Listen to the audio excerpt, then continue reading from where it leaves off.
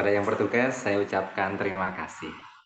Baik, Bapak Ibu semuanya, kita lanjutkan ke susunan acara selanjutnya, yaitu welcome speech yang akan disampaikan oleh Sekretaris Umum LP Ma'arif Kabupaten Blitar. Kepada Bapak Muhammad Solihin, waktu dan layar saya persilakan. Monggo. Terima kasih Mas Didi atas waktunya. Assalamualaikum warahmatullahi wabarakatuh. Waalaikumsalam warahmatullahi wabarakatuh. A'udzubillahi Bismillahirrahmanirrahim. Mohon Alhamdulillah. maaf Pak Solihin, mungkin suaranya bisa dinaikkan sedikit ya. Oh iya. Ya, J. Oke, baik matur suwun.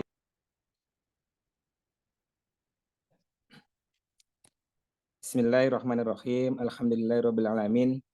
Wa bihi nasta'inu ala muridin wadin la haula wala quwata illa billahil azim. Amma yang kami hormati, ada kesempatan yang penuh berkah ini, tidak lupa ini terutama Bapak Muqawim. Ini kalau dalam tidak ada ini sebenarnya ya Pak Muqawim ini, tapi kita yakini beliaunya ada di dalam kegiatan ini yang sangat berperan sekali. Yang kami hormati tidak lupa yaitu Bapak Aris Heru Utomo, SH, MBA, MSI, selaku Direktur Pengkajian Materi Pembinaan Ideologi Pancasila BPIP. Yang tidak lupa juga yang kami hormati dan kami banggakan Ibu Ziyadatul Husna, ini selaku Direktur Rumah Kearifan yang alhamdulillah luar biasa sekali bisa mengembangkan, bisa membawa dan juga bisa mengajak kita semuanya satu, meskipun ini dalam satu layar ya, tapi dari berbagai penjuru ini tingkatannya sudah internasional juga. Tapi kebetulan yang hari ini kita bisa bergabung dalam lingkup nasional. Dan tidak lupa ini yang kami hormati segenap para narasumber yang hadir pada kesempatan saat ini. Ini dari Bapak Dr. Nasiwan MSI, ini dari Universitas Negeri Yogyakarta. Ya, alhamdulillah bisa hadir. Yang kedua ini dari Ibu Nur Rahmah MBD, ini selaku dari MAN 1 Yogyakarta ini ya, Ibu Nur Rahmah. Jangan lupa yang kami hormati, ini ada Ibu Ayu Nur Aini Fauziah ya, dari Bumi Cendekia, Yogyakarta. Serta tidak lupa yang kami hormati Bapak Ibu semuanya, peserta webinar pada kesempatan kali ini dari berbagai penjuru. Tadi disebutkan ada dari Aceh, dari Sumatera, terus dari Jogja, dari Blitar, terus mungkin dari berbagai daerah yang lainnya yang mungkin tidak bisa disebutkan satu persatu. Ya, alhamdulillah dari Blitar juga lumayan banyak yang bisa bergabung pada kesempatan kali ini, meskipun baru selesai kegiatan bersama-sama tadi di Kementerian Agama. Bapak Ibu yang kami banggakan, pada kesempatan kali ini saya pertama menyampaikan mohon maaf yang sebesar-besarnya Bapak Ketua PJLP Ma'arif Kabupaten Blitar tidak bisa menyampaikan secara langsung pada kegiatan kali ini. Sebenarnya beliaunya ingin bergabung bersama dengan kita semuanya, akan tapi karena suatu hal beliaunya mewakilkan kepada saya selaku sekretaris untuk bisa memberikan sedikit sepatah dua patah kata dalam kegiatan kali ini. Bapak Ibu semuanya, yang pertama perlu kami sampaikan Bapak Ibu semuanya, tidak lupa kepada Rumah Kearifan, ini saya sampaikan banyak-banyak terima kasih yang mana kita bisa bersama-sama dalam 2 tahun terakhir ini untuk banyak hal, ya, kerjasama kita di lembaga-lembaga kami, yang mana kalau di Blitar itu ada 250 lebih lembaga yang alhamdulillah bisa secara online maupun secara offline itu bisa sering bertemu atau sering berdiskusi dengan rumah kearifan, terutama kepada Bapak Mokom sama Ibu Zia. Yang mana pada kesempatan kali ini kita sangat membutuhkan keberadaan dari rumah kearifan ini, yang mana dengan berbagai keilmuan perkembangan yang ada pada saat ini, terutama di dunia pendidikan, jadi penting sekali kami mengajak kepada lembaga-lembaga di bawah binaan kami ini untuk selalu mengupdate bagaimana perkembangan pendidikan saat ini. Apalagi dengan isu-isu kurikulum yang selalu menjadi wacana bagi lembaga-lembaga kami. Itu biasa kalau di dalam lembaga pendidikan di tingkat satuan pendidikan itu setelah adanya tahun-tahun politik, setelah itu akan menjadi perbincangan kembali bagaimana kurikulum yang akan datang seperti itu. Tapi sering sekali sama Rumah Kearifan disampaikan bahwasanya untuk kurikulum utamanya adalah isinya. Bagaimana dengan perubahan-perubahan kurikulum, yang penting terkait dengan paradigmanya, isi daripada kurikulumnya itu bisa tetap diterapkan, tidak ada atau tidak mengganggu daripada aktivitas pembelajaran yang ada. Itu juga kami dapatkan, kami yakini ketika kita sering sekali bisa berkoordinasi atau sering sekali jagungan dengan rumah kearifan seperti itu. Dan pada kesempatan kali ini kami sebelumnya juga kami sampaikan banyak terima kasih ini yang luar biasa. Kami hanya di lingkup Kabupaten Blitar, karena kami bergandeng bekerja sama dengan Rumah Kearifan, kami bisa bersambung juga dengan segenap para narasumber ini dari berbagai daerah, dari Jogja, ya, kadang narasumbernya juga dari Aceh juga. Ini kalau tidak melewati Rumah Kearifan, tentunya kami juga mengalami kesulitan-kesulitan untuk memberikan wawasan satuan pendidikan yang ada di lembaga kami itu bisa ya tukar ilmu ataukah ya tolabul ilmi dari berbagai daerah yang ada, ilmu-ilmu yang sangat luar biasa ya, seperti itu. Kalau yang hari ini ada 3 narasumber kebetulan dari Yogyakarta, ini terkhusus kami sampaikan terima kasih atas kesediaan panjenengan semuanya. Kami tidak tahu bagaimana Rumah Kearifan bisa mengajak sehingga lembaga-lembaga kami bisa tolabul ilmi dengan panjenengan semuanya. Terima kepada Bapak Nasiwan, Ibu Nur Rahmah, sama Ibu Ayu Nur Aini Fauziah. Ya, seperti itu. Itu terkait dengan kesempatan kali ini sangat luar biasa. Kami sering membincangkan kalau di dunia pendidikan terkait dengan wacana ataupun materi-materi penguatan karakter Pancasila ini, meskipun sudah 5 tahun berjalan, akan tetapi bagaimana sebenarnya rohnya daripada karakter Pancasila ini juga sangat berkembang sekali. Kadang beda narasumber atau beda dari yang menangkapnya, itu beda dalam hal penerapannya juga. Begitu juga dengan sangat berkembangnya dunia pendidikan saat ini. Ya, kalau di Blitar ini juga marak materi-materi atau terkait dengan isu-isu bullying dan sebagainya. Sehingga ini sangat penting sekali terkait dengan penguatan karakter Pancasila ini yang sudah sangat digaung-gaungkan sama Mas Nadiem Makarim ya, seperti itu. Itu Bapak semuanya, kepada segenap peserta yang hadir pada kesempatan kali ini, terutama yang dari Blitar, terkhusus lagi bagi lembaga yang di bawah Lembaga Pendidikan Ma'arif, kami mohonkan mari kita mengikuti materi yang sudah disiapkan dengan narasumber yang sudah luar biasa ini, tentunya pasti akan membawa manfaat yang luar biasa, dan sangat bersyukur sekali apabila nanti bisa memberikan perubahan-perubahan yang signifikan, yang luar biasa untuk lembaga-lembaga pendidikan di Kabupaten Blitar.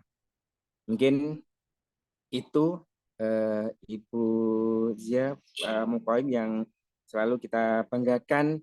Alhamdulillah kita sering bertemu dengan beliaunya baik secara online maupun secara offline. Ini yang sering kita tunggu-tunggu ketika berada di Blitar. Ya, terima kasih. Mohon maaf apabila dalam hal kami penyampaian, dalam hal kami berkomunikasi sangat singkat sekali, kadang koordinasinya juga sempat terputus-putus, tapi tetap bisa bersilaturahim meskipun di dalam layar webinar seperti ini. Itu ada kurang lebihnya kami mohon maaf yang sebesar-besarnya. Kami akhiri. Wallahu muwaffiq ila aqwamit. Wassalamualaikum warahmatullahi wabarakatuh. Waalaikumsalam warahmatullahi wabarakatuh. Waalaikumsalam warahmatullahi wabarakatuh. Kami haturkan terima kasih kepada Bapak Muhammad Solihin atas penyampaian welcome speech-nya. Baik, Bapak Ibu semuanya sudah hadir bersama kita, Direktur Pengkajian Materi Pembinaan Ideologi Pancasila BPIP, Bapak Aris Heru Utomo. Nah, di sini, oleh karena itu kita lanjutkan ke susunan acara selanjutnya, yaitu keynote speaker Pak Didi, yang akan Zakaria nggak disampaikan ada suara oleh ini, Pak.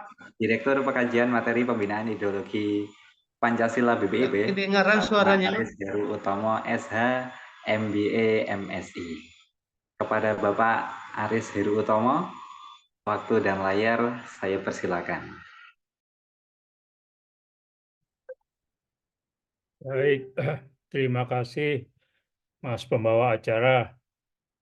Yang saya hormati Pak Mukowim, kemudian yang saya hormati Ibu Jian dari Direktur Rumah Kearifan ya, kemudian tadi Pak Solihin dan juga para narasumber serta seluruh peserta Bapak dan Ibu guru dalam kegiatan diskusi siang hari ini yang bertemakan tentang penguatan karakter Pancasila dalam kurikulum Merdeka.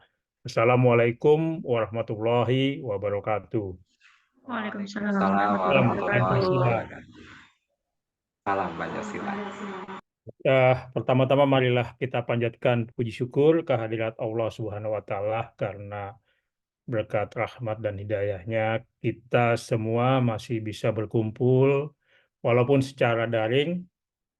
Terima kasih Pak Mukowim dan Rumah Kearifan yang telah mengundang kami dari BPIP untuk ikut berbicara dalam kegiatan hari ini. Memang topik yang diberikan oleh Pak Mukowim ini adalah mengenai penguatan karakter Pancasila dalam kurikulum Merdeka begitu ya. Nah, kebetulan dalam beberapa kesempatan saya dengan Pak Mukowim sempat bertemu ya untuk bersama-sama menyusun buku referensi pendidikan Pancasila dan juga buku teks utama. Nah, mungkin itu nanti yang akan saya coba bagi ke Bapak dan Ibu peserta seminar pada siang hari ini.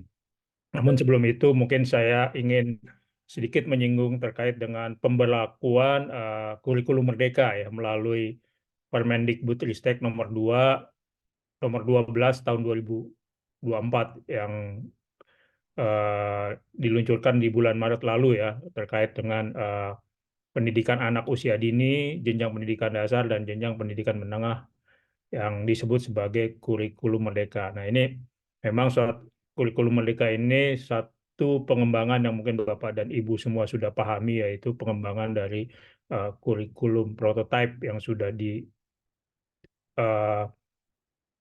sejak Menteri Pendidikan, Kebudayaan, dan Ristek, Pak Nadiem, memulai menjabat sebagai Mendikbudristek. Dan ini setelah sekian waktu, ini bisa menjadi kurikulum Merdeka yang menjadi kurikulum dari andalan Pak Nadiem begitu.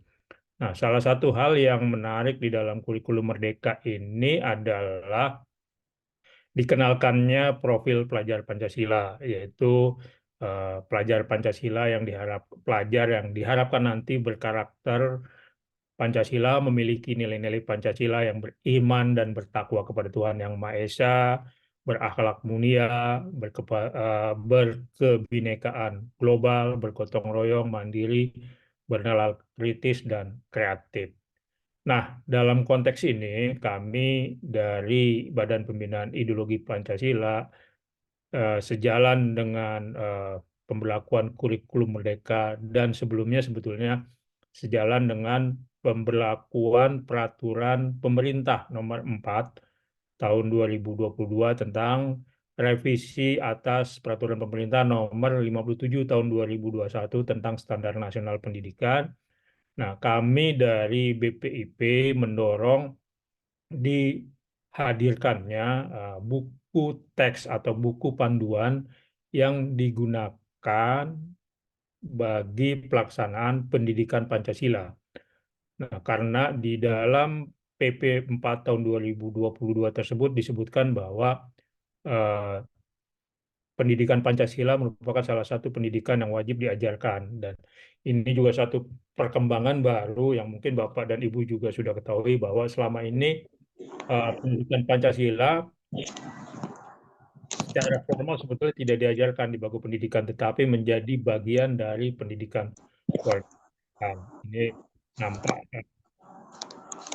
ya, reformasi 1998, di mana pendidikan Pancasila dihapuskan, termasuk juga dihapuskannya P4 begitu ya. Mungkin Bapak dan Ibu masih ada yang sempat mengalami penataran P4 ya, baik pola 50 jam, 100 jam maupun 120 jam. Nah, ini sejak 1998 dihapuskan, termasuk dengan pembubaran Badan Pelaksana Pendidikan P4 atau yang dikenal sebagai BP7. Nah, ini puncaknya di tahun 2003 melalui Undang-Undang Nomor 20 tahun 2003 itu dihapuskan pendidikan Pancasila. Jadi setelah kosong selama kurang lebih 20 tahun, ini pendidikan Pancasila baru kembali ke pendidikan formal melalui hadirnya PP 4 tahun 2022. Nah, konteks ini Badan Pembinaan Ideologi Pancasila sebagai satu institusi yang diamanahkan untuk melakukan pembinaan dan pengkajian serta pelaksanaan ideologi Pancasila di masyarakat berkewajiban untuk dapat menghasilkan satu materi yang dapat digunakan di bangku pendidikan formal. Dalam konteks ini saja dengan dilaksanakannya kurikulum Merdeka di mana ada pendidikan Pancasila, maka BPIP berkewajiban untuk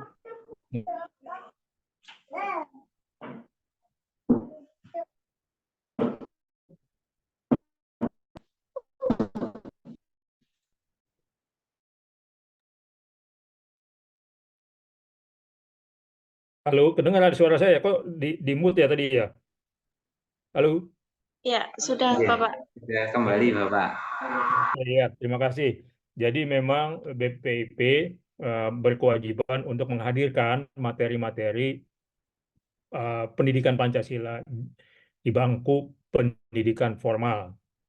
Selain itu juga tentu saja di bangku-bangku pendidikan informal dan non-formal. Namun terkait dengan PP 4 tahun 2022, kewajiban utamanya adalah menghadirkan buku panduan terkait dengan pendidikan Pancasila. Oleh karena itu, kami dari BPIP khususnya dari Kedeputian Pengkajian Materi mendorong pusat perbukuan dan pusat kurikulum di Kemendikbudristek untuk melakukan penyesuaian dan melakukan penyusunan bersama-sama baik kurikulum pendidikan Pancasila maupun buku teks itu sendiri. Nah, dalam konteks ini ketika PP 4 belum lahir, kami sudah melakukan koordinasi dengan Kemendikbudristek khususnya dengan Pusat Kurikulum dan Pusat Perbukuan untuk menyusun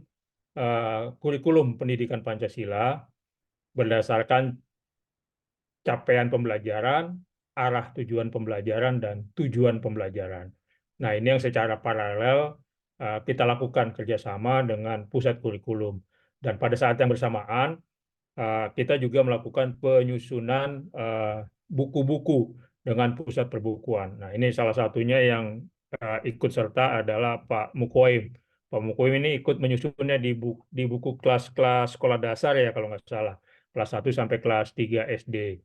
Nah, ini yang bersama-sama kemudian dilakukan oleh BPIP dengan pusat perbukuan dan pusat kurikulum.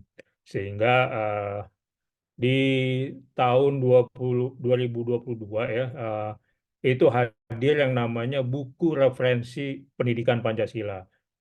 Namun sesuai namanya sebagai buku referensi dan pada saat itu memang kurikulum Merdeka belum diberlakukan, maka penggunaannya lebih bersifat pilihan dan memang keberadaannya tidak atau belum banyak diketahui gitu ya, walaupun ini sudah dikeluarkan dengan Permendikbudristek dan sudah ada di webnya Kemendikbudristek dan bisa diunggah gitu ya, bisa diunduh.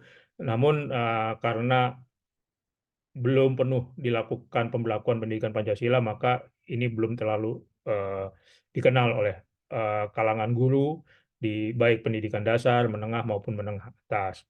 Nah, kemudian di akhir tahun lalu atau sebetulnya di bulan Agustus, kami dari BPIP, dari Kedeputian Pengkajian dan Materi, bekerja sama dengan Pusat Perbukuan dan Pusat Kurikulum, meluncurkan yang dinamakan buku teks utama pendidikan Pancasila untuk siswa sekolah dasar, sekolah menengah pertama, dan sekolah menengah atas. Nah, buku yang dihasilkan ini terdiri dari 12 buku untuk siswa, jadi siswa kelas 1 SD sampai kelas 12 SMA, dan 12 buku untuk guru. Jadi ada buku panduan pendidikan Pancasila untuk guru yang diharapkan dapat melengkapi pemahaman guru ketika mengajarkan pendidikan Pancasila di kelas. Nah, hal yang menarik dari buku teks utama yang sebetulnya sudah di launching di tahun lalu dan tahun ini diharapkan sudah bisa digunakan sepenuhnya di sekolah-sekolah sejalan dengan pemberlakuan kurikulum Merdeka. Ini komposisi bukunya berbeda dengan buku-buku Pancasila di masa lalu, khususnya di zaman Orde Baru yang lebih banyak tentang pengetahuan atau kognitif begitu dan juga aspek moral. Nah, di dalam buku ini, di buku teks utama yang sekarang berlaku ini, komposisinya 30% adalah aspek kognitif pengetahuan, sementara sisanya 70% adalah berisi aspek afektif atau aktualisasinya di lapangan. Nah, ini yang memang agak berbeda, sehingga di dalam buku ini tidak terlalu banyak bicara soal teori-teori Pancasila, tetapi lebih banyak bagaimana praktek nilai-nilai Pancasila di dalam kehidupan bermasyarakat, khususnya di kalangan para siswa. Nah, dalam konteks pemberlakuan ini juga kita melihat bahwa pendidikan Pancasila di bangku sekolah ini tidak lagi seperti sebelumnya yang lebih banyak menekankan kepada aspek moral, sehingga mungkin dulu ada namanya pendidikan moral Pancasila, kemudian menjadi pendidikan Pancasila dan kewarganegaraan, dan sekarang kembali menjadi pendidikan Pancasila. Maka aspeknya bukan sekedar aspek moral, tetapi juga aspek praktis di lapangan. Bagaimana sebetulnya Pancasila diterapkan di dalam kehidupan berbangsa, bukan hanya soal moral atau etika, tetapi bagaimana misalnya dikaitkan dengan pelaksanaan, misalnya dengan ekonomi Pancasila, demokrasi Pancasila, dan lain sebagainya. Nah, di sini tentu saja pada akhirnya dibutuhkan kreativitas dan pemahaman dari para guru.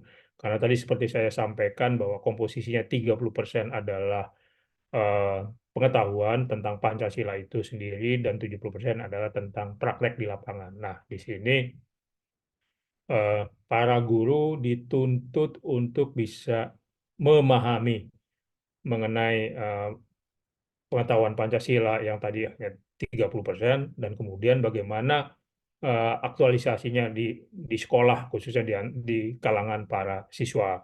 Jadi misalnya bagaimana nanti menerapkan nilai-nilai demokrasi di sekolah, nilai-nilai ekonomi, nilai-nilai kekeluargaan dan lain sebagainya. Nah, untuk itu Bapak dan Ibu bisa melihat sebetulnya contoh-contoh yang ada di dalam buku teks utama ini, baik contoh-contoh yang ada di dalam buku itu sendiri dituliskan di dalam buku ataupun yang terdapat di internet. Kami menyiapkan link-link ke atau tautan ke internet yang bisa diakses begitu untuk bisa dijadikan sebagai contoh. Dan selain itu juga di akhir tahun lalu hingga awal tahun ini kami juga bersama dengan pusat kurikulum membuat yang namanya buku modul ajar. Namun buku modul ajar ini belum sepenuhnya hanya sekitar dua tujuan pembelajaran gitu ya di dalam setiap kelas. Jadi memang belum dilakukan.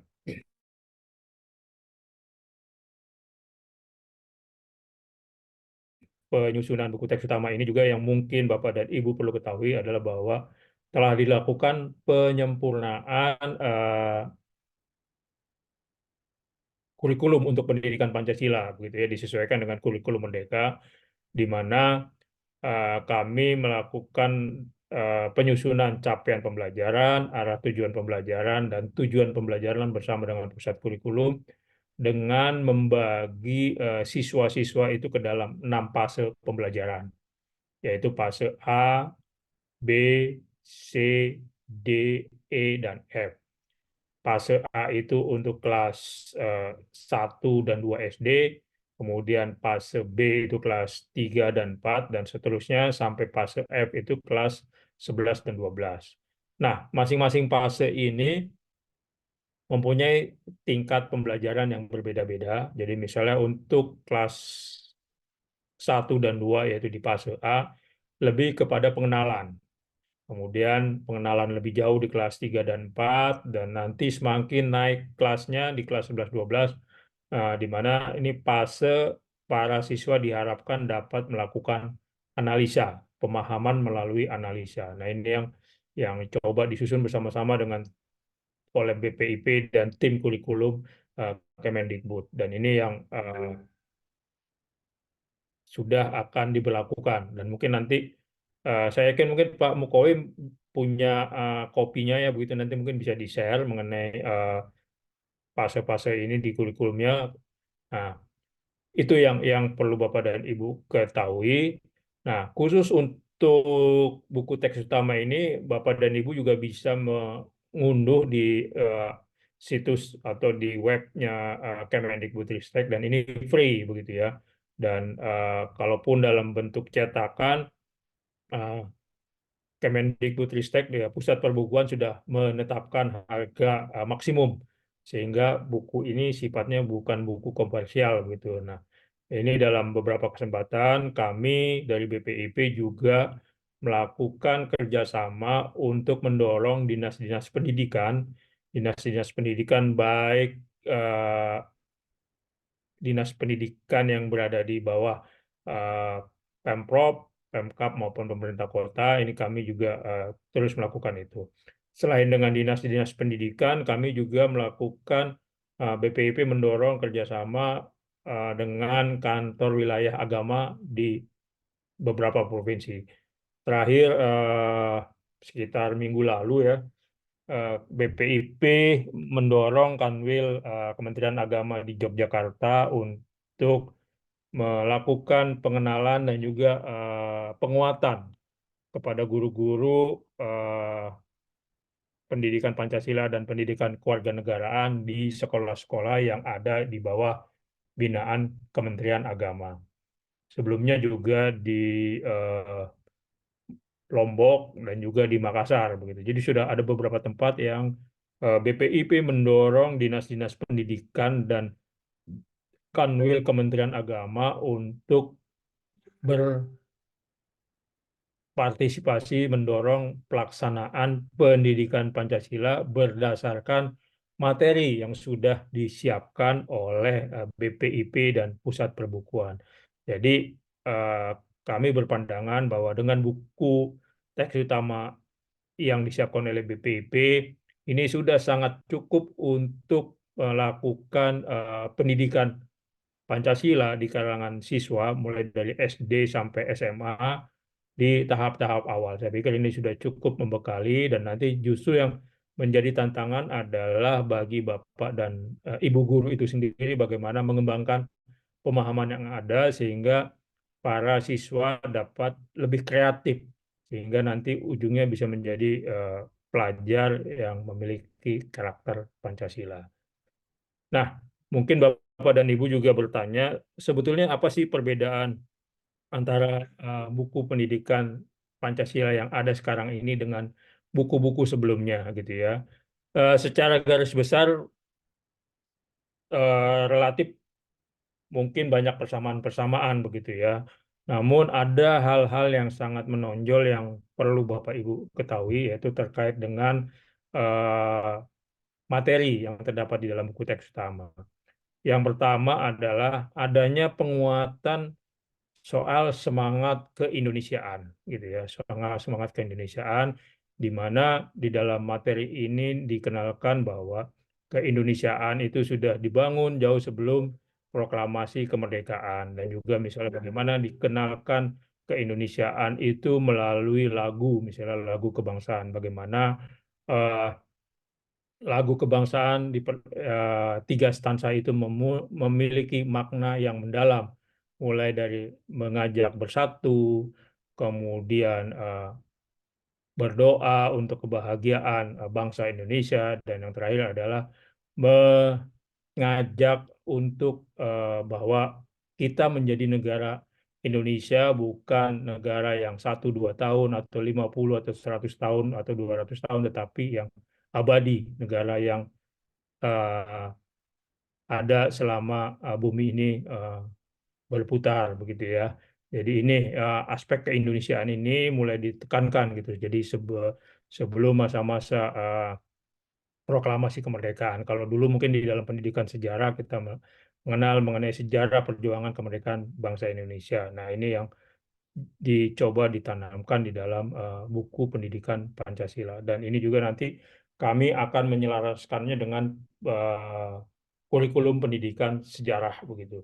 Nah, yang kedua, aspek kedua adalah terkait dengan aspek historisitas kelahiran, perumusan, dan penetapan Pancasila. Ini sejalan dengan keluarnya Kepres 24 tahun 2016 tentang hari lahir Pancasila, bahwa hari lahir Pancasila adalah 1 Juni dan diperingati sebagai hari nasional dan hari libur begitu. Nah, ini yang menarik adalah bahwa di dalam pertimbangannya kita membaca hari lahir Pancasila bukan hanya sekedar membaca bahwa Pancasila lahir pada tanggal 1 Juni, tetapi ada kaitannya yang sangat erat dengan rumusan Piagam Jakarta tanggal 22 Juni 1945, dan juga uh, rumusan Pancasila yang terdapat di dalam teks pembukaan Undang-Undang Dasar 1945 yang disepakati tanggal 18 Agustus 1945. Jadi di dalam buku teks utama pendidikan Pancasila ini terdapat penjelasan atau narasi bagaimana melihat kelahiran Pancasila itu sebagai satu tarikan nafas, ya, tarikan nafas antara hari lahir Pancasila 1 Juni 1945, perumusan di tanggal 22 Juni 1945, dan terakhir adalah penetapan di dalam pembukaan Undang-Undang Dasar 1945 pada tanggal 18 Agustus. Jadi ini satu tarikan nafas yang harus diketahui oleh masyarakat Indonesia, khususnya generasi muda, khususnya lagi adalah para siswa. Ini yang perlu diketahui oleh Bapak dan Ibu, guru semua, dan ini yang ditekankan di dalam buku teks utama. Jadi nanti Bapak dan Ibu ketika melihat buku ini, Bapak dan Ibu bisa memperhatikannya dengan sesama. Dan dalam konteks pembelajaran, sesuai dengan fase yang tadi saya sebutkan, dari fase A sampai F, tentu saja pengenalan tentang pendidikan Pancasila, tentang nilai-nilai Pancasilanya itu termasuk historisitas, tidak langsung ujuk-ujuk dari kelas 1 sudah dijejali dengan nilai-nilai Pancasila, dengan sejarah Pancasila, sejarah keindonesiaan, dan lain sebagainya, tapi bertahap begitu ya. Dan seingat saya, pengenalan tentang tokoh-tokoh, tentang sejarah itu baru dimulai di kelas 4, 5, 6 SD, di mana hanya dikenalkan beberapa nama gitu ya, beberapa nama, kemudian nanti di SMP baru lebih mendalam ke aspek sejarah dan nilai-nilainya, sehingga diskusinya akan lebih lebih mendalam, dan kemudian ditingkatkan di eh, kelas 10, 11, dan 12. Jadi aspek historisas tadi yang saya bilang membaca satu tarikan nafas tentang kelahiran Pancasila hingga penetapannya itu bisa mulai mendalam di kelas 10, 11, dan 12. Dan materi ketiga yang perlu Bapak dan Ibu ketahui adalah tadi terkait dengan aktualisasi Pancasila di dalam masyarakat. Nah, dalam konteks ini eh, tadi saya sudah ingat sampaikan bahwa dalam buku pendidikan pasien sisanya 70 juga bagi kami BPIP dan juga Bapak dan Ibu guru bagaimana bisa menerapkan metode pembelajaran yang tepat untuk mencontohkan mengenai aktualisasi nilai-nilai Pancasila. Nah, ini juga yang coba kami lakukan. Salah satunya tentu saja melalui misalnya melalui pendidikan ekstrakurikuler, misalnya melalui paskibraka, melalui palang merah, melalui pramuka gitu ya. Ini yang sekarang lagi rame ini pramuka tidak lagi menjadi apa namanya pilihan jadi wajib tetapi menjadi mata pelajaran pilihan gitu ya. Kegiatan pilihan sama seperti paskibraka, PMI dan lain sebagainya apa namanya naik gunung dan lain sebagainya ya itu pilihan seperti itu. Nah ini menjadi tantangan bagi Bapak dan Ibu guru. Sebetulnya ketika kami dari BPI berbicara tentang Bapak dan Ibu guru yang mengajarkan Pancasila sebetulnya bukan sekedar dibatasi oleh Bapak dan Ibu guru yang selama ini mengajar pendidikan kewarganegaraan dan pendidikan Pancasila, tetapi sebetulnya diharapkan mencakup semua aspek, baik guru-guru MIPA, guru-guru IPS, dan lain sebagainya. Karena ketika kita berbicara misalnya soal eh, bernalar kritis dan kreatif, tentu saja kita tidak bisa terlepas dari misalnya praktek-praktek, misalnya matematik, biologi, fisika, dan lain sebagainya. Jadi semua keterlibatan ini, makanya sebetulnya akan sangat menarik bila ketika melakukan program kegiatan untuk mewujudkan profil pelajar Pancasila, mungkin Bapak dan Ibu yang selama ini mengajar pendidikan Pancasila dan pendidikan kewarganegaraan bisa mengajak teman-teman Bapak Ibu dari mata pelajaran lain, khususnya mata pelajaran IPA, untuk berkolaborasi. Bagaimana menerjemahkan nilai-nilai Pancasila, sila-sila Pancasila ke dalam kehidupan sehari-hari, baik misalnya atau khususnya di dalam mata pelajaran yang ada sehari-hari. Nah, ini yang menjadi PR kita bersama. Saya kira itu garis besar yang bisa saya sampaikan terkait dengan penguatan karakter Pancasila dalam kurikulum Merdeka ya. Jadi memang ini sesuatu yang baru dalam kurikulum pendidikan sebetulnya. Bukan hanya kurikulum Merdeka, tetapi dalam konteks kurikulum pendidikan Indonesia secara keseluruhan. Karena dengan hadirnya pendidikan Pancasila di dalam kurikulum pendidikan nasional, maka tantangannya adalah bagaimana buku teks utama atau materi pendidikan Pancasila yang sudah jadi ini bisa dipahami pertama tentu saja oleh para bapak dan ibu guru dan kemudian nanti diturunkan kepada para siswa sehingga nanti akan terjadi pembelajaran interaktif begitu ya sesuai dengan tujuan dari pembelajaran berbasis kurikulum Merdeka. Saya kira itu. Terima kasih. Kalau memang ada pertanyaan silakan. Tapi kalau tidak ada, ya, saya akan mengakhiri dengan ucapan wabillahi taufiq wal hidayah. Assalamualaikum warahmatullahi wabarakatuh. Salam Pancasila. Waalaikumsalam warahmatullahi wabarakatuh. Salam Pancasila. Baik, kami aturkan terima kasih kepada Pak Aris Heru Utomo SH MBA MSI atas penyampaian keynote speaker-nya. Baik, Bapak Ibu semuanya, kita lanjutkan ke susunan acara selanjutnya yaitu foto bersama. Bagi Bapak Ibu yang belum mengaktifkan fitur kameranya, kami persilakan untuk mengaktifkannya terlebih dahulu karena kita akan foto bersama. Dan untuk operator yang bertugas bisa dipersiapkan nih Mas Akmal. Oke, baik. Kita tunggu beberapa detik lagi bagi Bapak Ibu peserta webinar yang belum membuka kamera. Silakan dibuka terlebih dahulu.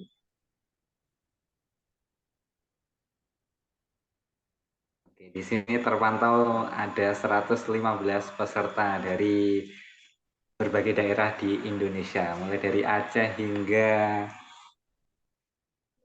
Sulawesi pun ada. Ya, oke, baik Bapak Ibu semuanya. Di sini ada beberapa slide.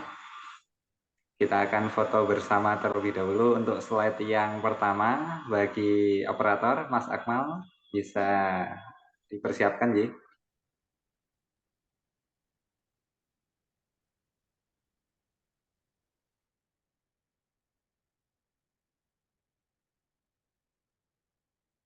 Oke, slide yang pertama. 1, 2, 3.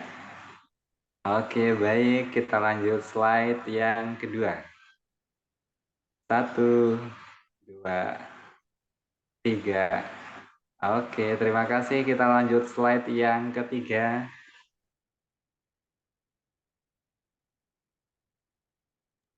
Slide yang ketiga. 1, 2, 3. Oke, tersisa 2 slide lagi. Slide yang keempat. Silakan Bapak Ibu semuanya. 1, 2, 3. Ya, dan slide yang terakhir, slide kelima. 1, 2, 3. Oke, baik. Terima kasih Bapak Ibu semuanya yang sudah mengaktifkan fitur kamera. Baik, kita lanjutkan ke susunan acara selanjutnya. Tapi sebelum kita lanjutkan, saya ingin berbagi sedikit informasi terlebih dahulu kepada Bapak Ibu semuanya. Ya, webinar nasional yang diadakan oleh Rumah Kearifan hari ini, siang ini adalah rangkaian dari program RK MORS, Rumah Kearifan Monthly Reflection Series, yang mana setiap bulannya Rumah Kearifan mengadakan webinar-webinar yang bertemakan pendidikan dan juga yang lainnya. Jadi Bapak Ibu yang ingin mengikuti webinar serupa di bulan-bulan yang akan datang, silakan pantau terus informasinya di media sosial kami. Ada di Instagram, Facebook, TikTok, website, dan juga YouTube. Jadi silakan untuk dikunjungi dan jangan lupa untuk di-follow dan juga di-subscribe. Oke, baik. Terima kasih Bapak Ibu semuanya. Kita lanjutkan ke susunan acara selanjutnya yaitu diskusi yang akan dipandu langsung oleh Direktur Rumah Kearifan, Ibu Ziadatul Husna. Jackson, Ibu Zia. Oke, baik. Ya, Ibu Zia sudah on cam. Ya, sedikit saya perkenalkan, Ibu Zia selain menjadi Direktur Rumah Kearifan, beliau juga merupakan accredited trainer for Living Values Education dan juga konsultan bidang pendidikan dan pemerhati pendidikan di Indonesia. Jadi untuk webinar kali ini sangat relate jika dipandu oleh beliau. Oke, langsung saja. Untuk memaksimalkan waktu, biar nanti diskusi kita punya waktu yang lama, saya persilakan kepada Ibu Zia, waktu dan layar sepenuhnya saya persilahkan.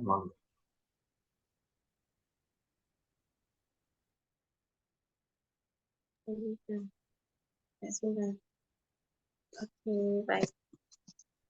Terima kasih waktu yang sudah diberikan kepada saya, Mas Sidik. Waktu saya kalau dilihat dari rundown-nya kurang lebih 1,5 jam kita nanti untuk berbagi sharing materi dan juga diskusi.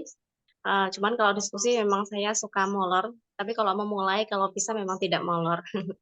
Karena akan sangat asik sekali mendiskusikan pendidikan. Karena kalau berbicara tentang pendidikan tidak akan ada expirednya menurut saya, akan terus update dan akan terus terrefresh karena pendidikan itu memang harus terus berubah, ya intinya itu.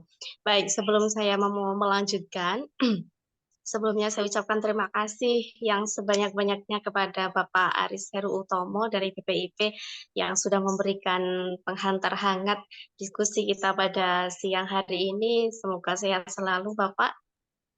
Tadi juga sempat hadir Bapak Mukawim di tengah-tengah Terima kasih kita. Pak Aris ya. Sama-sama Bu Direktur. Poin. Semoga bisa ketemu lagi di Jogja. J. Oke, baik. Sekali lagi terima kasih. Semoga di lain kesempatan bisa berbagi lagi di rumah kearifan Bapak. Baik, kita mulai. Bismillahirrahmanirrahim. Assalamualaikum warahmatullahi wabarakatuh. Waalaikumsalam warahmatullahi Puji syukur kehadirat Tuhan Yang Maha Kuasa atas segala limpahan rahmat, hidayah, inayah, rasa damai, rasa bahagia yang selalu menyelimuti hati dan jiwa kita semuanya. Siang menuju sore ini saya sangat senang sekali karena ini rangkaian dari RK Mors yang keempat. Program ini kita mulai di tahun ini, tahun 2024, dan di setiap bulannya kita mengadakan minimal 5 agenda webinar. Salah satunya adalah webinar nasional, ada juga webinar internasional. Diksi kita itu kepanjangan dari diskusi apa? Kritis, santai, inspiratif untuk kearifan semesta. Ada juga ngaji kita, ngasah jiwa untuk kearifan semesta, dan juga preview, pause, reflect, engage to review wisdom. Ini ajang agenda diskusi rumah kearifan yang sifatnya online. Yang jelas yang offline juga ada lagi, kayak gitu. Sedikit informasi tentang rumah kearifan. Baik, sudah hadir di tengah-tengah kita narasumber dari berbagai sumber, dari berbagai latar belakang yang jelas. Sudah hadir di tengah-tengah kita Bapak Dr. Nasiwan MSI, Mas Operator, Mas Akmal atau Mas Sidik bisa dihadirkan. Bapak Nasiwan di tengah-tengah layar ini. Baik, Bapak Dr. Nasiwan MSI, beliau adalah dosen di UNY, Universitas Negeri Yogyakarta. Berbicara tentang Bapak Nasiwan, pendidikan terakhir beliau itu di program studi ilmu politik UGM, dan berbicara tentang tulisan, hasil penelitian, buku atau bentuk artikel jurnal itu sangat banyak sekali. Perkenalan singkat aja, salah satu tulisan yang beliau tulis dari hasil penelitian beliau yang berjudul Pendidikan Demokrasi di Pesantren Baitus Salam Prambanan Jawa Tengah itu menjadi salah satu ya, yang jelas ada banyak sekali, ada puluhan tadi saya baca CV beliau berbicara tentang tulisan baik artikel jurnal, buku ataupun hasil penelitian. Untuk narasumber kedua yaitu Ibu Ayu Nurani Fauza, ya. Beliau low profile juga ketika kita minta CV hanya beberapa, tapi nggak apa-apa. Nanti kalau ingin tahu lebih jauh bisa tanya Mbak Google lebih tahu ya yang jelas. Ibu Ayu ini pendidikannya sama di alma mater yang sama kayaknya di UNY ya, Universitas Negeri Yogyakarta, ambil prodi Pendidikan Sosiologi.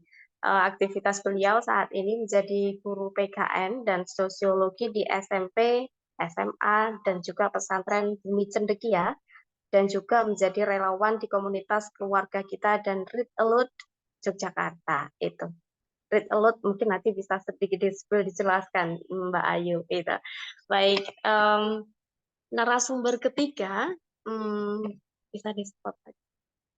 Oke, narasumber ketiga Ibu Nur Rohmah MPD. Beliau kelahiran Bantul Yogyakarta, sama di alma mater yang sama. Ini kayaknya reuni ya. Kita nggak sengaja, bener-bener nggak sengaja kemarin ketika ini kok ternyata ngelihat CV-nya alumni UNY semua gitu. bahasa Jawanya dilalah kok ya sama gitu. Baik, di alma mater yang sama, Bu Nur Rohmah di pendidikan terakhir beliau jurusan ambil PKN juga di Universitas Negeri Yogyakarta. Beliau saat ini menjadi guru, founder komunitas guru PKN Indonesia, itu ada di Facebook, Telegram, Instagram, dan juga WA, WhatsApp. Beliau juga menjadi ketua MGMP PKN Madrasah Aliyah seprovinsi DIY, dan juga mengajar di MAN 1 Yogyakarta. Beliau berbicara tentang prestasi ada banyak sekali. Beliau pernah menjadi, ini bagian dari relate ya, beliau kita minta untuk menjadi salah satu narasumber kita. Di tahun 2014 beliau menjadi finalis grand finalis Anugerah Konstitusi Beliau juga pernah menjadi juara 1 di Lomba Anugerah Konstitusi bidang MA di Provinsi DIY dan juga juara 3 Grand Final Anugerah Konstitusi Nasional di Mahkamah Konstitusi. Jadi kalau mudah-mudahan nanti ada sesuatu yang bisa kita ambil dari ketiga narasumber kita. Yang jelas apa ya, dari background saat ini yang berbeda dan apa ya, bahasanya keseriusan yang berbeda. Bapak Nasiwan lebih ke akademis banget ya, nanti bisa penguatan dari sisi paradigmanya, karena mengingat tema kita pada siang hari ini adalah penguatan karakter Pancasila dalam kurikulum merdeka. Dan tadi tidak hanya sedikit, tapi ada banyak hal yang informasi yang disampaikan oleh Bapak Aris Heru Utomo terkait dengan, karena sebenarnya webinar nasional ini bagian lanjutan dari webinar nasional yang kita lakukan di bulan kemarin. Kemarin sempat ada diskusi tentang mata pelajaran PKN itu akan diganti menjadi mata pelajaran pendidikan Pancasila. Dan tadi sudah lumayan cukup banyak sekali Bapak Aris Heru Utomo menjelaskan pergantian itu tidak hanya sekedar ganti nama menurut saya, tapi juga dari sisi isi, substansi, dan juga tadi bahasa beliau adalah penyesuaian dan penyusunan bersama ya, bersama Kemdikbud dan juga BPIP dalam rangka pembenahan menurut saya tentang pendidikan Pancasila. Dan tadi juga beliau menyampaikan tentang 30% pengetahuan dan juga 70%-nya praktek. Dalam artian ada hal baru yang bisa dipelajari dan yang jelas ini mayoritas guru, ada juga mahasiswa, tapi mahasiswa hanya berapa persen, sekitar 80%, semuanya guru, pengawas, boleh jadi kayak gitu. Dari seluruh Indonesia, informasi awal dari Bapak Aris Heru tadi menurut saya cukup memberikan penghantar hangat ya diskusi kita pada siang hari ini. Walaupun sekarang di Jogja sudah juga agak panas gitu, jadi semakin panas saja gitu. Tapi apapun kondisi panasnya, tapi kalau hati kita adem, insya Allah tetap adem kayak gitu. Baik, tanpa memperpanjang lagi, karena waktu kita dibatasi ruang dan waktu yang jelas, saya tidak akan memperpanjang. Saya persilahkan terlebih dahulu Bapak Nasiwan untuk memberikan lebih penguatan ke paradigmanya atau penguatan di karakter Pancasila itu sebenarnya seperti apa. Nanti dilanjutkan Ibu Nur Rohmah, lalu Ibu Ayu, yang mana background dari latar belakang pendidikannya Ibu Nur Rohmah lebih ke madrasah dan Ibu Ayu lebih ke sekolah. Bagaimana praktek pendidikan Pancasila di kedua lembaga background yang berbeda ini. Silakan Bapak Nasiwan, waktu dan layar saya persilahkan. Oke, terima kasih. Apa terdengar suara saya? Ya, sangat jelas sekali Bapak. Terima kasih kepada forum pada siang hari ini, forum yang sangat berbahagia dan mulia yang diadakan oleh Rumah Kearifan Yogyakarta. Terima kasih atas kesempatannya. Saya diberikan waktu untuk ini ikut rundun rembuk ya, satu tema yang sangat penting untuk kelangsungan bangsa Indonesia ya. Saya ucapkan dulu salam Pancasila. Salam Pancasila. Oke, terima kasih. Saya diberi tema yang sangat penting dan sangat menarik untuk kita bicarakan pada hari ini. Berapa menit nih, Mbak? Kira-kira waktunya? Sekitar 20 menit, Bapak. Oh iya ya. Ya sekarang jam 14.11, nanti jam 14.30 ya. Iya, oke. Oke. Jadi sebelum masuk ke materi, saya akan memberikan satu ilustrasi ya. Pada tahun 24 ya sampai dengan tahun 90-an itu Turki adalah sebuah negara yang melakukan eksperimen yang merubah karakter bangsanya ya. Karakter bangsanya yang dia memang sebagian ada di Eropa, sebagian ada di Asia Barat ya, Timur Tengah itu. Dulu ada namanya Atatürk gitu ya, ingin merubah karakter orang Turki, juga merubah sistem hukumnya, pendidikannya, dan juga arah politiknya dan karakter bangsanya, ingin diganti dengan Eropa. Ternyata setelah eksperimen 70 tahun, itu tidak berhasil.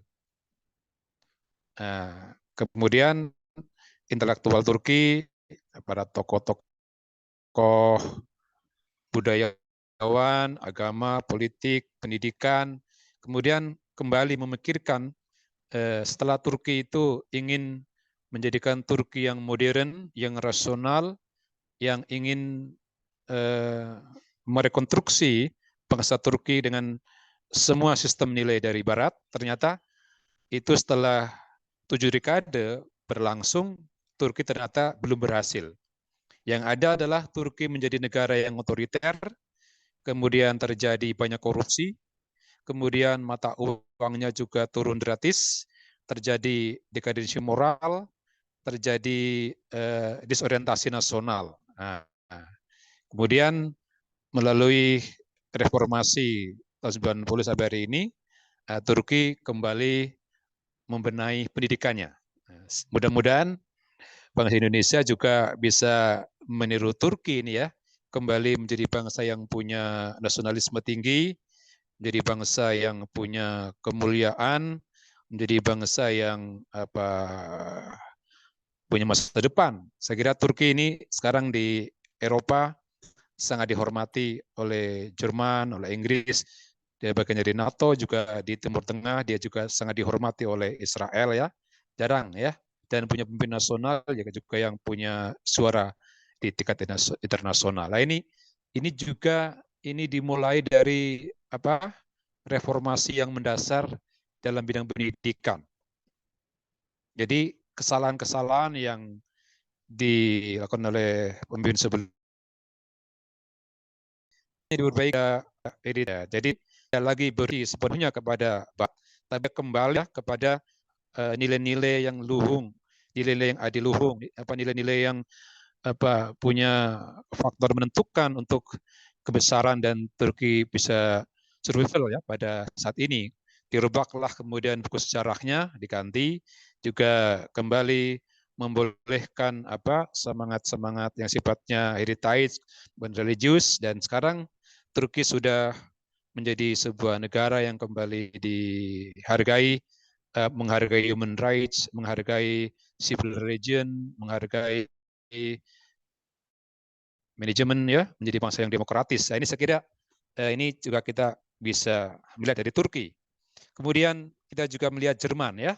Jerman juga sebuah bangsa yang awalnya menjadi bangsa yang bentuknya kekaisaran, kerajaan, kemudian ada revolusi, dia kemudian mengadopsi perjanjian Westphalia, dan kemudian setelah itu pada tahun 90-an menjadi negara yang modern ya, demokratis, dan juga di sana terjadi perubahan dalam sistem pendidikannya.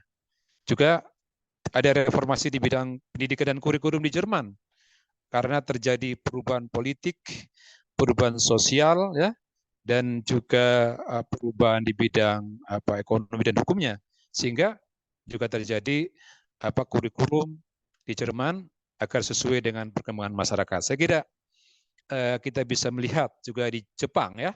Jepang juga setelah Perang Dunia Kedua juga mengalami perubahan.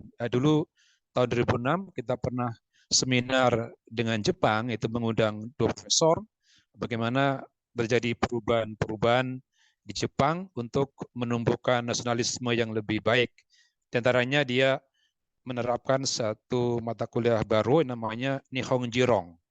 Nihonjirong adalah sebuah mata pelajaran yang itu disusun oleh para generasi baru yang menggabungkan antara nilai-nilai yang bersifat indigenis Jepang dan yang modern, tetapi dia tidak berbasis pada kapitalisme, tapi berbasis pada nilai-nilai Jepang dalam bidang manajemen, dalam bidang keilmuan. Nah, jadi tumbuh semacam paradigma keilmuan yang berbasis pada indigenous knowledge Jepang. Nah, saya kira mudah-mudahan ini usaha yang dikerjakan oleh BPIP ini dan teman-temannya adalah merupakan usaha yang searah dengan yang terjadi di Turki, di Jerman dan Jepang. Itu bangsa-bangsa yang sampai hari ini menjadi bangsa yang terpandang di dunia ya, karena dia berbasis pada indigenous knowledge, berbasis pada akar budaya, akar filosofi yang hidup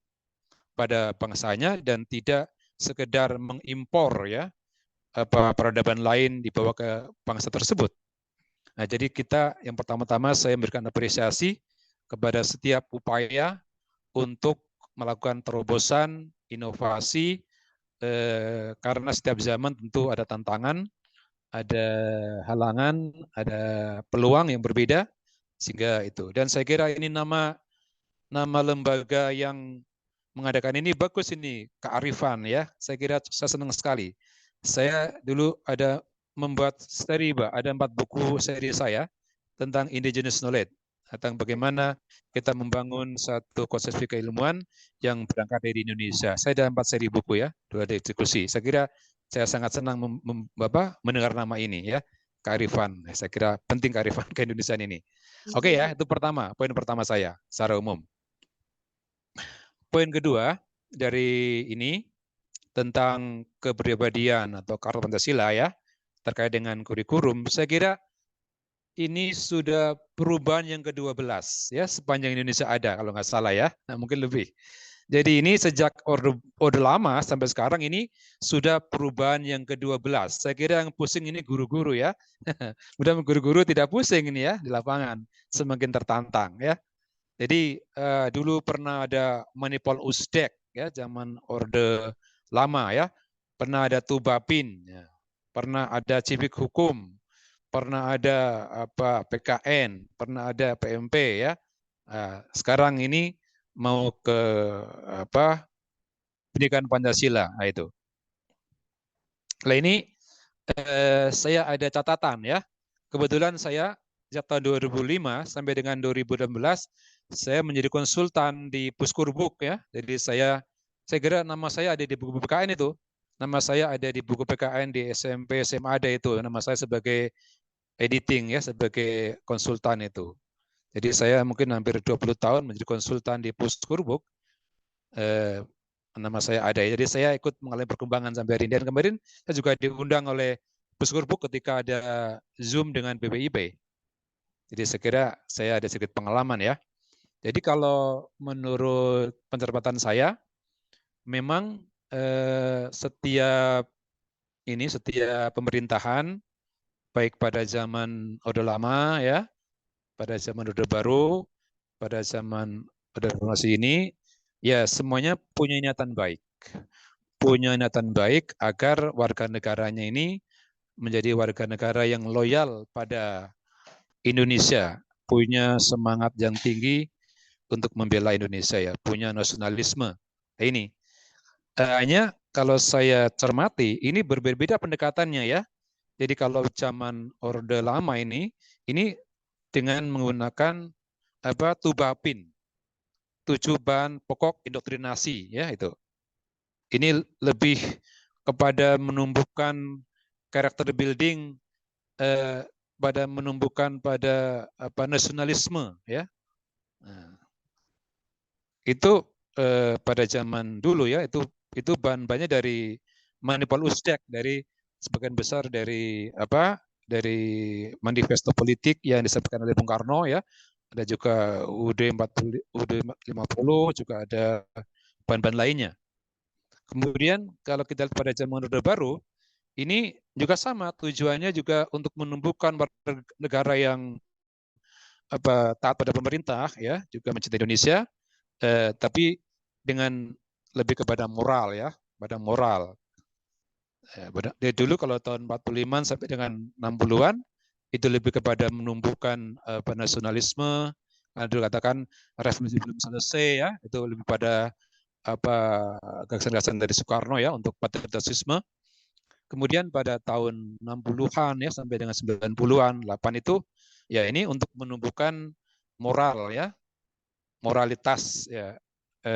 Moralitas dalam artian ya dulu kepada penghayatan pemahaman penghayatan Pancasila dulu P4 itu ya. Nah, kemudian pada akhirnya itu kurikulumnya berubah lagi ya. Ada macam-macam perubahan. Sebelum ini ada kurikulum sebelum merdeka ada 13, ada Puskurbuk, ada kurikulum berbasis lokal itu ya, KTSP ya. Itu semuanya itu juga sama tujuannya. Nah, jadi kalau kita belajar ya dari sana, kita bisa mengambil beberapa poin. Yang pertama, bahwa sudah ada berbagai ikhtiar ya yang ditempuh ya, baik pada zaman Orde Lama, pada zaman Orde Baru ya, dan zaman sekarang ini, agar PKN ini atau dulu Civik atau dulunya moral atau sekarang Pancasila ini untuk menumbuhkan ya warga negara yang mempunyai orientasi politik ya, punya orientasi budaya politik, punya orientasi nasionalisme ya, ini yang sejalan dengan politik negara. Jadi pendidikan itu adalah berupaya untuk mendekatkan agar orientasi politik warga negara ini berimpit dengan tujuan negara. Nah, kalau saya boleh mengkritik ya, tentang kritis, jadi kalau dalam teori pendidikan itu mestinya negara ya, cita tanah air, nasionalisme, namun juga pendidikan itu harus membuka kritisisme. Jadi between loyal and kritis. Karena ya, dari Korea Selatan misalnya loyal kepada negaranya, kepada bangsanya, mencintai negaranya, ya, mengembangkan ilmu untuk itu, namun juga mengembangkan sikap inovatif, sikap kritis. Karena negara Indonesia ini dan manapun tidak bisa ditolong oleh orang yang loyal tapi bodoh. Kalau orang bodoh, tidak punya ilmu, tidak punya skill, tidak punya kemampuan, dia akan jadi beban negara. Maka untuk itu pendidikan itu di samping menumbuhkan sikap cinta tanah air, juga harus bersifat dialogis, menumbuhkan sikap kritis karena negara ini akan maju, akan berkembang kalau akan bertahan ditolong oleh orang-orang yang kritis, dan negara ini hanya bisa maju kalau diselamatkan oleh orang-orang yang loyal pada negara Indonesia, juga orang-orang yang kritis. Nah, ini saya kira ini tantangannya di sini. Jadi bagaimana ini tetap menumbuhkan karakter Indonesia ini menjadi warga negara yang kritis. Saya kira ini adalah pesan dari konstitusi bahwa negara didirikan adalah untuk mencerdaskan kehidupan bangsa. Nah, jadilah godaan, disinilah tantangan seringkali ada godaan bahwa pendidikan politik ini bandulnya cenderung kepada menumbuhkan loyalitas ya, obedient, tetapi lebih dari itu menjadi bernuansa indoktrinasi atau mobilisasi. Nah, kalau ini jatuhnya ke mobilisasi atau indoktrinasi, saya kira ke depan tidak bisa menolong Indonesia. Kita sudah melihat kan bangkrutnya Uni Soviet, bangkrutnya Yugoslavia ya, itu karena lebih pada indoktrinasi. Jadi ke depan saya kira ini karakternya sesuai dengan konstitusi, maka kita perlu menumbuhkan warga negara ya, yang saya kira core-nya adalah warga negara yang sesuai dengan sila ketiga, yakni mencintai Indonesia, sekaligus warga negara yang humanis, jadi sila kedua itu, yakni yang yang sempurna akalnya, yang sempurna perkembangan emosinya, juga sempurna skillnya, sehingga dia menjadi warga negara yang kritis ya, yang berpikir inovatif, masalah pengetahuan. Nah, ke depan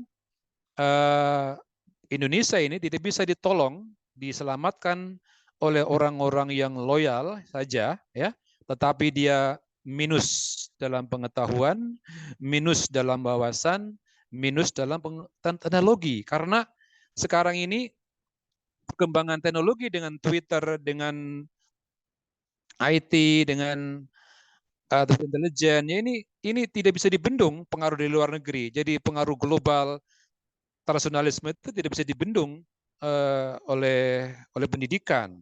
Kita sekarang berhadapan dengan adanya globalisasi, adanya perang ideologi, perang proksi ideologi, teknologi, informasi, sehingga pendidikan menjadi tergopoh-gopoh ya untuk mengantisipasi perkembangan internasional. Sekarang udah banyak anak-anak Indonesia yang tercerabut akar budayanya ya. Dia sangat gandrung dengan K-pop dari Korea Selatan ya, sebagian masuk ISIS, sebagian yang lain-lainnya ya, oleh LGBT, oleh hal-hal yang sifatnya tidak Indonesia budayanya. Saya kira itu poinnya ya. Jadi karakternya saya kira ya menumbuhkan nasionalisme, tetapi ini mencintai Indonesia dengan cerdas. Bagaimana ini ya? Seperti Jerman ya, itu mencintai Jerman dengan cerdas. Dia bisa membuat vaksin ya, kemarin COVID yang sangat bagus, membuat kapal selam ya, membuat teknologi macam-macam Jerman, juga Jepang ya, juga Korea Selatan yang kita sekarang nikmati ini handphonenya ya, dan lain-lainnya.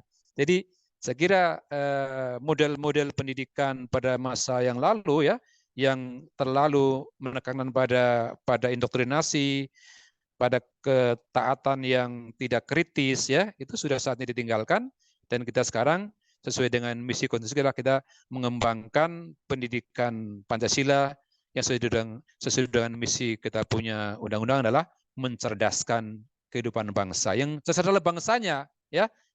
Ya, saya kira itu ya poin-poin saya. Jadi karena itu, maka karena ini ada sekitar 100 juta ya generasi Z dan milenial, maka ke depan itu juga perlu dikembangkan model pendidikan ya, strateginya, medianya yang sesuai dengan generasi Z dan milenial. Dan dia sekarang itu terkena namanya theater of mind. Jadi ini perlu diketahui bahwa generasi Z itu dan milenial sekarang terkena namanya theater of mind syndrome. Jadi dia mengkonsumsi informasi, dia juga memproduksi informasi, dan dia juga menilai informasi yang dia sukai. Jadi dia seringkali mengetahui tentang Pancasila, tentang undang-undang itu permukaan ya, dari hal-hal yang dia senangi saja, tapi tidak mendalam. Ya, sehingga sebagian juga menjadi apatis ya dengan masalah bangsa, masalah negara. Dia lebih tertarik dengan masa depannya atau dengan yang dia minati. Ya, saya kira ini tantangan ke depan adalah bagaimana Bapak Ibu menghadapi generasi milenial ya, yang terkena namanya theater of mind. Dia cenderung untuk tidak open mind, cenderung untuk menutup diri ya, dan dia cenderung percaya kepada peer group-nya daripada gurunya dan para orang-orang di luarnya. Nah, saya kira ini ke depan pendidikan Pancasila ini menghadapi seperti itu ya. Dan yang terakhir saya kira ini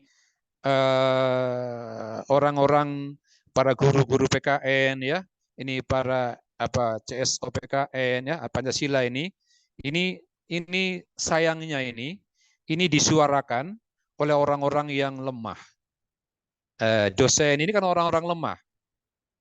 Sementara orang-orang yang kuliah di internasional, kedokteran internasional ya, nasional atau para konglomerat, ini saya khawatir dia jarang bicara PKN, jarang bicara Pancasila. Dia sibuk oleh besar saham dan dia sibuk oleh kenaikan sahamnya. Jadi ini Pancasila kata Pak Safinggi itu dimuliakan dalam kata, diagungkan dalam kalimat, tapi seringkali dinihilkan dalam praksis kehidupan. Demikian, terima kasih. Semoga menginspirasi. Terima kasih atas waktunya. Baik, terima kasih Bapak Nasiwan. Waktu dimanfaatkan dengan sangat baik, tapi tidak mengurangi esensi dari apa yang seharusnya disampaikan oleh Bapak Nasiwan. Rasanya 20 menit lebih, 1 menit kayaknya, 1 atau 2 menit itu rasanya daging semuanya Bapak. Jadi ada banyak yang ada banyak yang bisa kita dapatkan dari apa yang disampaikan Pak Nasiwan tadi, termasuk secara singkat ya terkait dengan Turki, Jerman, Jepang ataupun Korea Selatan ketika membuat perubahan. Nah, memang harapan kita semuanya usaha yang dilakukan oleh BPIP semoga ya menghasilkan daging beneran, intinya itu. Dan tadi juga sempat disampaikan tentang indigenous knowledge, itu sangat penting sekali karena kalau tidak diawali dari situ, kalau hanya diterima teknis cara menerimanya itu, cara melakukannya itu tidak dari berawal dari ini, sangat jatuhnya nanti akan gampang pusing karena yang diterima itu caranya bagaimana, bukan dari sisi substansi atau ruhnya kayak gitu. Nah, Bapak Nasiwan tadi juga sempat menyampaikan tentang dari apa yang disampaikan Pak Nasiwan tadi, sebenarnya kekhawatiran saya hampir sama dengan ketika seminar nasional di bulan kemarin, Bapak. Jadi ketika kemarin itu sempat salah satu narasumber itu menyampaikan bulan Maret, kalau nggak salah akhir bulan Maret ini akan disepakati PKN itu ganti pendidikan Pancasila. Nah, melihat ekspresi guru-guru itu kayak culture shock-nya itu duluan. Pertanyaannya, opo meneh gitu kayak gitu. Kalau di luar Jogja, di luar Jawa nggak paham ya nih. Apalagi ini gitu bahasanya. Kayak dari Aceh yang dari ini kurang paham. Jadi masih opo meneh. Jadi ekspresi itu dulu yang muncul karena yang disampaikan Pak Nasiwan tadi, kita sudah ganti perubahan kurikulum itu berubah 12 kali loh kayak gitu. Dan saya sejak saya sekolah SDMI itu sempat mengenal tentang PMP, itu sempat mengenal tentang itu. Nah, sekarang entah PMP, entah PKN ataupun pendidikan Pancasila, apakah iya itu akan merubah mindset, akan merubah paradigma setiap peserta didik. Yang jadi PR adalah kalau kita ingin mengubah peserta didik, berarti paradigma atau mindset guru harus berubah dulu, intinya itu.